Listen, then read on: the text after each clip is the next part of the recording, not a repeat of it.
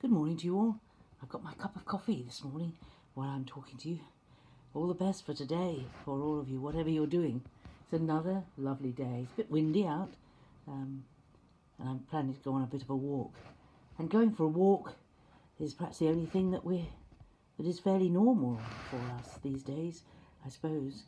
Terry and I'll walk, and we'll talk.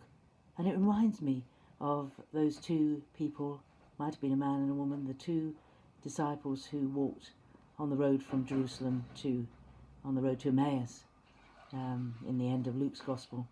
And they were walking and talking, and they were going over and over and over and discussing all the strange things that had happened in their lives up until that point, all the weird things that had happened, all the events and the rumours, and they were talking it over, and there is something wonderful about walking companionably with someone and talking.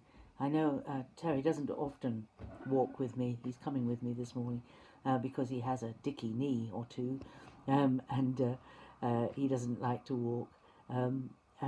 But when we do, so when I go out on my own, I have my phone and earphones, and I listen to some music while I'm walking. But it's not quite as good as if you have someone to walk with. And when you walk with somebody, you can talk with them. And through my head has gone the thought of that lovely hymn. He walks with me, he talks with me a long lives. Something rugged way, I think. I can't think what the word is in that hymn. Some of you will know it, but I get these things, thoughts go through my head, and and they start me thinking. But here they are, the two of them walking on the road to Emmaus with the Lord. Well, with the Lord comes up to them, and he says, "What are you thinking about? What are you having such an animated conversation about? What is it that's got you so disturbed?" And they tell him, "Are you the only person who's not heard of what's been going on in Jerusalem? The most amazing events have gone on, and then this awful end, and now there are rumours." And Jesus unfolded to them all the things in the Old Testament that foretold the events of Easter weekend. And their hearts burned within them. The truth, the scripture is very powerful. And looking at the scripture is much better than talking about the scripture. So I hope you will look at the story and read it for yourself today about these two that walked and they talked. And then Jesus enlightened them and showed them all the truths from the Old Testament. There's so much in the Old Testament prophesying what Jesus would do and how he would live and how he would die. Isaiah 53, fantastic. Psalm 22, other passages, lots of passages in Isaiah about the servant, little nuggets here and there about all sorts of aspects of the life of Jesus. And if you ever needed proof that the Bible was true, you only need to know that all those documents were written hundreds of years apart, and there is this scarlet thread that runs through them, all testifying to the wonder of the salvation God had planned for us. And these two and their companion, they walk on together. Oh, I'd love to have listened to that conversation. How wonderful that must have been as they walked along, Jesus talking to them and telling them about the things that he knew that were true. And then they sat down. They constrained him to stay and eat with them, and they sat down and recognized him as he gave thanks for the food. And then he disappeared from their sight.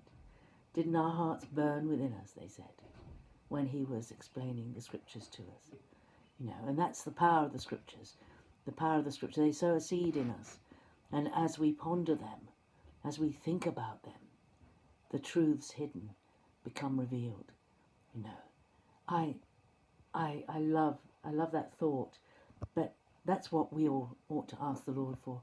Lord, let my heart burn within me when I read your scriptures. Let there be a life-giving element to them that perhaps I miss sometimes. Sometimes we do read the scriptures and they're just We're just reading them because we always read them. But let us read them and ponder them and dig deep in them to get the truths out. And perhaps today think about how many passages can you name in the Old Testament that tell us about what Jesus was going to do. And he fulfilled them all. He fulfilled the riding of the donkey, which is in Zechariah. He fulfilled all of it. And he quoted the Old Testament so much and so frequently.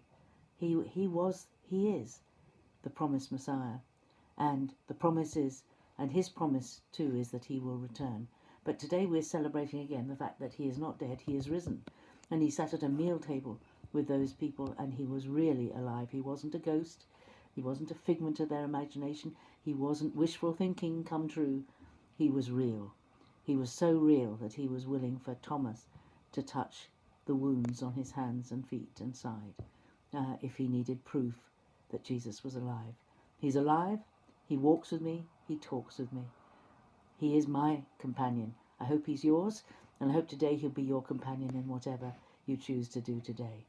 On the radio, on the TV this morning, I was just listening in, and they were saying that people are hearing birdsong in a way they haven't for a long time, because with fewer cars and lorries on the road, the birds are singing and heard. The birds are returning to places where there have been very few birds because of all the movement, the human movement. There's a stirring even out there in nature as a result of the changes that are happening in our society. And that not everything about this lockdown is bad. There is good here.